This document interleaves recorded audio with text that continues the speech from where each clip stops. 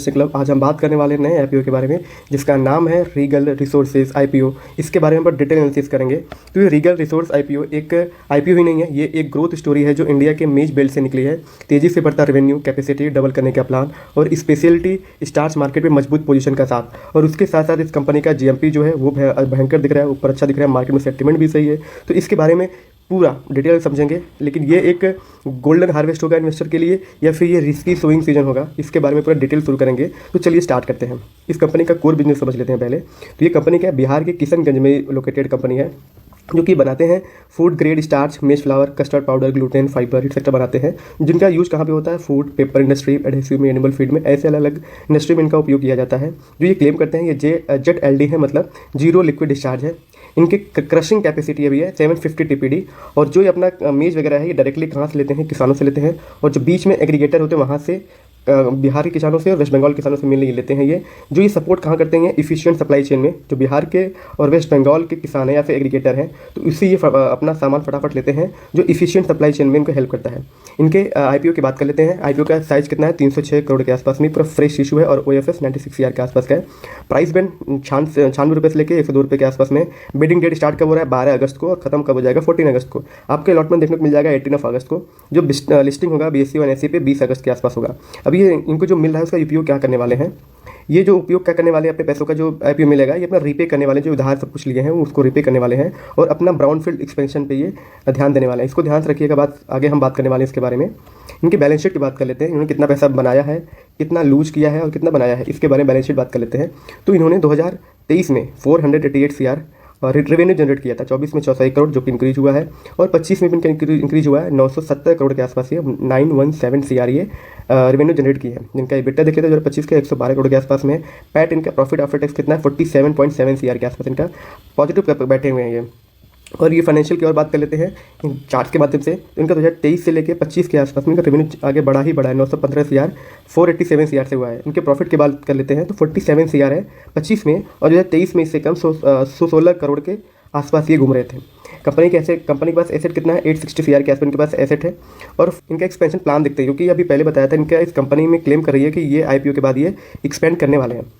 तो अभी क्या करने वाली है, ब्राउनफील्ड एक्सपेंशन करने वाले हैं, जिसमें ये अपना क्रशिंग कैपेसिटी जो है 750 टू 1650 टीपीटी ये लेके जाना चाहते हैं। और ये अपना जो इनका प्रोडक्ट का SKU वगैरह है इसको भी वाइडन करना चाहते हैं। और अभी क्या ये अभी नॉर्थ इंडिया में ही आसपास ये फुल्ली ऑपरेशनल है, और ये चाहते हैं कि साउथ इंडिया में भी और एक्सपोर्ट पर ये ध्यान दे। जो अलग अलग स्टेट इनको इंसेंटिवाइज करे उस पर, एक्सपोर्ट में भी, साउथ इंडिया में भी, और अलग स्टेट जो इनको इंसेंटिवाइज करे। तो इनका 3 जगह इनका एक्सपेंशन प्लान है। तो आगे हम देखते हैं इसके स्ट्रेंथ के बारे में। तो इसमें स्ट्रेंथ की बात करते हैं तो कंपनी जो अराउंड रेवेन्यू ग्रोथ इनका है 53% ईयर ऑन ईयर, 2024 से लेकर 25 के आसपास ये 53% का ग्रोथ दिखाए हैं रेवेन्यू में। और इनका जो पैट है वो भी कॉन्स्टेंट ही इंक्रीज हुआ है। कंपनी बोलती है कि हम JLD जीरो लिक्विड डिस्चार्ज के आस भी है, ये बिहार में बताते हैं कि हम ये। इनके पास सिग्निफिकेंट स्टोरेज भी है जो अच्छा होता है। अगर मान लीजिए आपने कोई फसल खरीद लिया और आपको स्टोर नहीं कर पाए बारिश वगैरह में या फिर फंगस में कुछ भी हो गया तो पूरे का पूरा ख़राब हो जाएगा। ये क्लेम करते हैं कि इनके पास स्टोरेज कैपेसिटी ज़्यादा है, तो अच्छी बात है। और इसमें क्या कंपनी क्लेम कर रही है कि they utilize there 99.5% of capacity. इनके पास जो एक प्लांट है किशनगंज में, ये क्लेम कर रहे हैं कि ये पूरा का पूरा ये एफिशिएंटली इसकी कैपेसिटी यूज कर रहे हैं। इसीलिए पैसे का जो आईपीओ आएगा ये आगे चल के एक्सपेंशन करना चाहते हैं अपने अलग अलग स्टेट में, और अलग इनकी मशीनरी भी। और इनका जो डेट रिपे है उस पर ये 3 जगह अपना ये क्लेम करते हैं रीगल रिसोर्सेज की ये स्ट्रेटेजिकली लोकेटेड कहाँ पे है, बिहार के किशनगंज में, जो कि इंडिया का मेज कल्टीवेशन बेल्ट आता है। तो इनकी वजह से इनको यहाँ पे जो प्योरमेंट होता है वो भी सस्ता पड़ जाता है। और जैसे फिर बांग्लादेश, नेपाल हो गया, यहाँ पे एक्सपोर्ट भी करते हैं क्योंकि इनको यहाँ से नज़दीक पड़ता है, ईजी पड़ता है।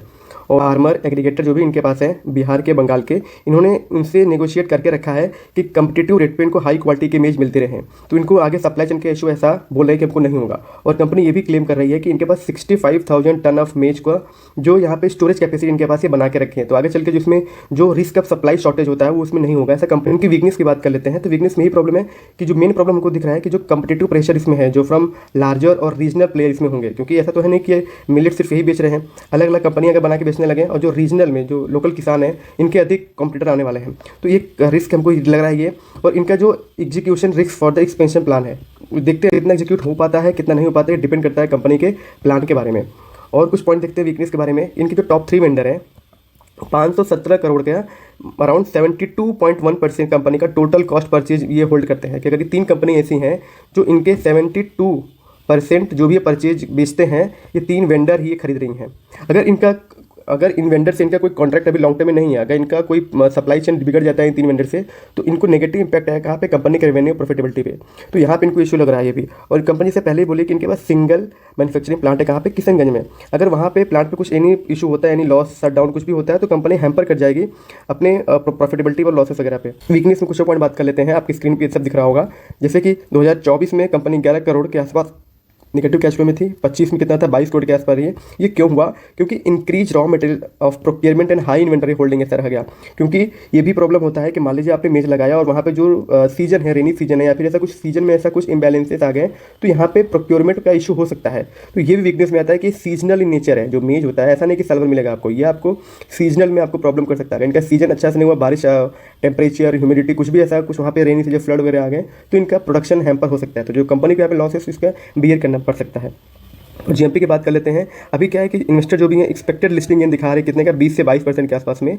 आपको पता है जीएमपी होता क्या है कि जो भी कंपनी आईपीओ लेके आ रही है, वो स्टॉक लिस्टिंग के पहले जो ग्रे मार्केट होता है, मतलब अनऑफिशियल मार्केट होता है, उसमें इस कंपनी का क्या बज क्या है, तो उसके हिसाब से बज में देखेंगे तो कंपनी को 20 से 22% के आसपास में एक पॉजिटिव नोट पे कंपनी को देखा जा रहा है। और मार्केट में क्या इसका बज है कि मार्केट में यही बज है कि स्ट्रॉन्ग ग्रोथ मोमेंटम के अराउंड इसका जो व्यू है वो घूम रहा है कि हाँ सब बता रहे हैं। मार्केट का बज यही है कि इसका मोमेंटम जो है पॉजिटिव किया, मतलब यहाँ पे कंपनी होल्ड कर सकती है अपनी ग्रोथ को।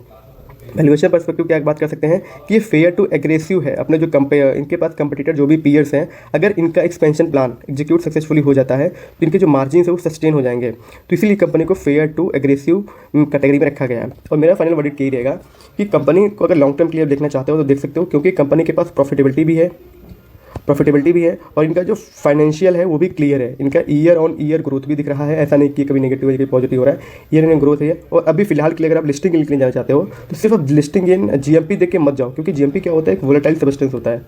वोलेटाइल होता है कि इसका मतलब कि कुछ भी अगर मार्केट में इसके लिए कुछ नेगेटिव खबर भी आती है तो जीएमपी नीचे जा सकता है। अगर कंपनी का फाइनेंशियल लेकर जाते हो तो इसी दोबारा भी कह रहा हूँ मैं, ये कोई बाई एंड सेल का कोई कॉल नहीं है। यहाँ आपको अपने दिमाग को यूज कीजिए कि कंपनी का फाइनेंशियल क्या है, इसके प्रमोटर्स क्या सोच रहे हैं, कि उनका प्लान करके है, ये सब के बारे में आप देख के तभी एग्जीक्यूट करो। Thank you for the watching the video. Subscribe if you are new and hit the like button and see you in the next video. Thank you.